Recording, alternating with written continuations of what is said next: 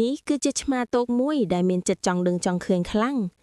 ថ្ងៃមួយវាបានរកឃើញម៉ាស៊ីនអាចកំបាំងមួយនៅលើតុមុននឹងវាអាចគិតអ្វីបានទ្វារពេលវេលាបានបើកឡើងហើយទាញវាចូលទៅកាន់ការផ្សងព្រេងដ៏អស្ចារ្យវាមកដល់សម័យ Dinosaur នៅទីនេះវាបានជួបមិត្តថ្មីម្នាក់ Dinosaur តូចមួយដែលខ្លាចងងឹតឆ្មាតូចបាននៅក្បែរមិត្តរបស់វាបង្ហាញថាភាពក្លាហានគឺមិនមែនមានន័យថាមិនខ្លាចទេប៉ុន្តែជាការមិនរត់គេចពីការភ័យខ្លាចបន្ទាប់មកវាត្រូវបាននាំទៅកាន់សម័យអធិរាជនិងប្រាសាទធំវាមើលឃើញអាវុធយុទ្ធម្នាក់ដែលបរាជ័យជាច្រើនដងតែការអត់ធ្មត់បានធ្វើឲ្យគាត់ក្លាយជាវីរបុរសពិតប្រាកដចុងក្រោយវាបានទៅដល់អនាគត